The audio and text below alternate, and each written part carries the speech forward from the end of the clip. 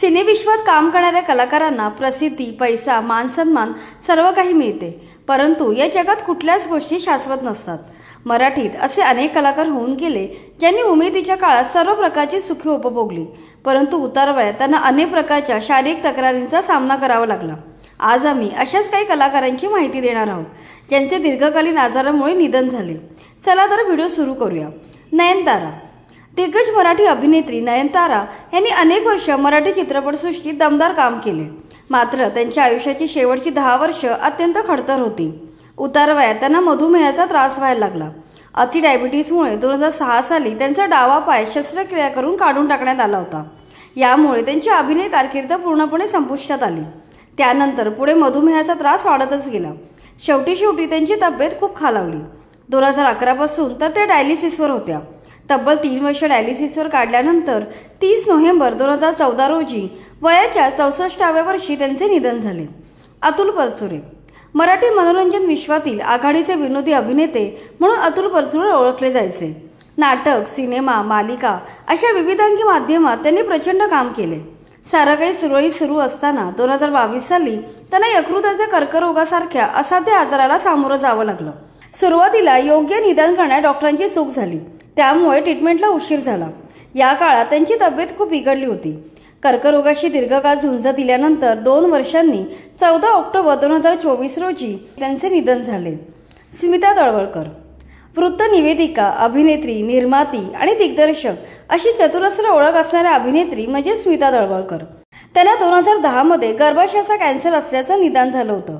त्यानंतर त्यांच्यावर विविध उपचार चालू होते। तब्बल 4 वर्ष त्यांनी या दुर्धर आजाराशी अगदी निकरानं झुंज दिली, मात्र अखेर 6 ऑगस्ट 2014 रोजी वयाच्या 59व्या वर्षी त्यांचे निधन झाले। सतीश तारे। नाटक, मालिका आणि सिनेमे या सर्वात नाव कमावणारे विनोदी अभिनेते म्हणजे सतीश तारे यांनीही आपल्या अखेरच्या दिवसात दीर्घ आजारपणाचा सामना केला। 40 नंतर त्यांना मधुमेहाचा त्रास सुरू झाला। पुढे त्यांच्या पायाला गँग्रीन झाले।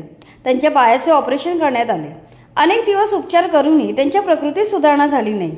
शेवटी त्यांचे अवयव निकामी झाले। त्यांना व्हेंटिलेटरवर ठेवण्यात आलं होतं। शेवटी लिव्हर निकामी झाल्यामुळे त्यांचे 3 जुलै 2013 साली वयाच्या 48व्या वर्षी निधन झाले। प्रिया मराठे। अनेक मराठी आणि हिंदी मालिकांमधून प्रेक्षकांच्या मनात घर करणारी अभिनेत्री म्हणजे प्रिया मराठे। काही दिवसांपूर्वी कॅन्सरमुळे तिचं निधन झाल्याची बातमी सर्वांना धक्का देऊन गेली। प्रिया गेल्या 2 वर्षापासून कर्करोगाशी झुंज देत होती। आजारपणामुळे तिने अभिनयापासून ब्रेक घेतला होता। अनेक उपचार करूनही शेवटी 31 ऑगस्ट रोजी वयाच्या 38व्या वर्षी तिची प्राणज्योत मालवली। विजय कदम। विजय कदम यांनी अनेक मालिका आणि चित्रपटांमध्ये अनेक आव्हानात्मक भूमिका करून प्रेक्षकांची खूप प्रशंसा मिळवली होती। 2022 साली अचानक त्यांना कर्करोगाचे निदान झाले। 2 वर्ष त्यांच्यावर विविध उपचार चालू होते, पण त्यांची ही झुंज अपयशी ठरली। शेवटी 10 ऑगस्ट 2024 रोजी वयाच्या 67व्या वर्षी त्यांचे निधन झाले। संजय जोग। रामायण या टीव्ही मालिकेत भरतची भूमिका मराठी अभिनेते संजय जोग यांनी अजरामर केली होती। तसेच ते मुख्य नायक म्हणून 15 ते 20 मराठी चित्रपटात झळकले होते। करिअरच्या शिखरावर असतानाच वयाच्या अवघ्या 40व्या वर्षी लिव्हर सिरोसिस नावाचा आजार झाला होता। त्यामुळे त्यांचे संपूर्ण लिव्हर खराब झाले होते। शरीराने अन्न पाणी पचवणं सोडून दिले होतं। त्यांचे वजन वेगाने कमी होऊ लागले। शेवटी फक्त हाडांचा सांगाडा उरावा एवढे ते बारीक झाले होते। खूप उपचार करूनही काही फायदा झाला नाही। शेवटी 27 नोव्हेंबर 1995 रोजी वयाच्या अवघ्या 40व्या वर्षी त्यांचे निधन झाले। निशिकांत कामत। मराठी सिनेमातील नव्या दमाच्या आघाडीच्या दिग्दर्शकामध्ये निशिकांत कामत यांचं नाव सर्वात वर घेतलं जायचं। डोंबिवली फास्ट, लय भारी, दृश्यम, मदारी, मुंबई मेरी जान यांसारख्या अनेक सुपरहिट चित्रपटांचं दिग्दर्शन त्यांनी केलं होतं। पुढे 2018 साली त्यांना लिव्हर सिरोसिस हा आजार झाला। 2 वर्ष ते आजाराशी लढत होते।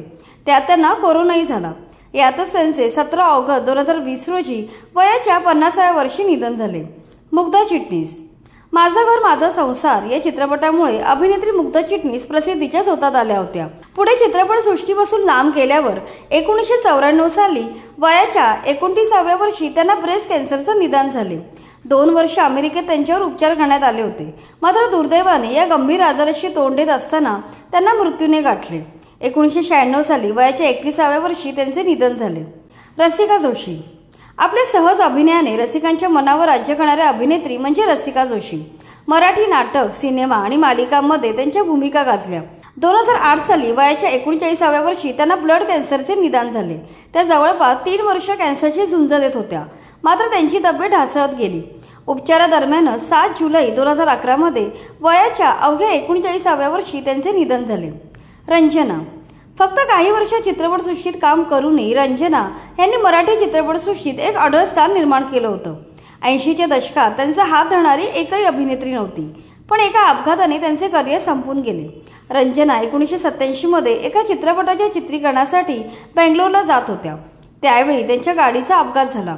त्यांचे दोन्ही पाय आणि एक हात निकामी झाला। त्यावेळी रंजना केवळ 32 वर्षांच्या होत्या। रंजना यांनी अपघातानंतर आयुष्याची शेवटची 13 वर्ष व्हीलचेअरवर काढली। या काळात त्यांच्यावर अनेक शस्त्रक्रिया झाल्या, मात्र रंजना पुन्हा उभ्या राहू शकल्या नाहीत। पुढे रंजना खचत गेल्या आणि शेवटी 2000 मध्ये वयाच्या 45व्या वर्षी त्यांचे हृदयविकाराच्या झटक्याने निधन झाले। नीळू फुले 140हून अधिक मराठी चित्रपट गाजवणारे ख्यातनाम अभिनेते नीळू फुले यांचाही मृत्यू कर्करोगामुळे झाला। तब्बल 40 वर्ष मराठी सिनेसृष्टी गाजवल्यानंतर उतार वयात त्यांना कॅन्सरने गाठले। शेवटचे काही दिवस नीळू फुले अन्ननलिकेच्या कर्करोगाने अंथरुणाला खिळून होते। अखेरच्या काळात त्यांना अन्नाचे सेवन करणेही अवघड झाले होते। अनेक महिने त्यांच्यावर उपचार सुरू होते, मात्र यातच 13 जुलै 2009 रोजी वयाच्या 79व्या वर्षी नीळू भाऊंचे निधन झाले। प्रिया तेंडुलकर मॉडेल, हवाई सुंदरी, अभिनेत्री, लेखिका, पत्रकार, सूत्रसंचालिका अशा अनेक क्षेत्रात काम करणाऱ्या प्रिया तेंडुलकर यांनाही दीर्घकाळ आजाराचा सामना करावा लागला होता। सुरुवातीला त्यांच्या शरीरात एक गाठ आढळली होती, मात्र ती कॅन्सरची नव्हती। मात्र काही वर्षांनी पुन्हा एक गाठ त्यांच्या शरीरात निर्माण झाली। यावेळी मात्र तो कॅन्सर निघाला। 2000 साली प्रिया तेंडुलकर यांना स्तनाच्या कॅन्सरचे निदान झाले आणि त्यांची कॅन्सरशी लढाई सुरू झाली। आयुष्याच्या शेवटच्या दिवसात प्रिया एकट्याच आपल्या घरी राहत होत्या। यातच त्यांची तब्येत खालावत गेली। शेवटी 19 सप्टेंबर 2002 साली त्यांचे निधन झाले। रवींद्र बेर्डे दिग्गज अभिनेते रवींद्र बेर्डे यांना सुद्धा आपल्या उतारवयात अनेक शारीरिक तक्रारींचा सामना करावा लागला होता। 2011 साली त्यांना घशाचा कर्करोग असल्याचं निदान झालं होतं। यानंतर अनेक वर्ष ते कर्करोगाशी झुंज देत होते। अनेक उपचार घेऊनही शेवटच्या दिवसात त्यांचे बोलणे आणि अन्न सेवन करणे अवघड होऊन गेले होते। अखेर 13 डिसेंबर 2023 रोजी वयाच्या 78व्या वर्षी त्यांनी अखेरचा श्वास घेतला। तर हे होते मराठी सिनेसृष्टीतील कलाकार ज्यांचे दीर्घकालीन आजारामुळे निधन झाले। जर कोणता कलाकार इथे नमूद करायचा राहिला असल्यास आम्हाला कमेंटमध्ये नक्की सांगा। बाकी व्हिडिओ इन्फॉर्मेटिव्ह वाटला असेल तर लाईक करा आणि मराठी चित्रपट सृष्टीशी निगडीत अशा दर्जेदार व्हिडिओसाठी आमच्या चॅनलला सबस्क्राईब करा।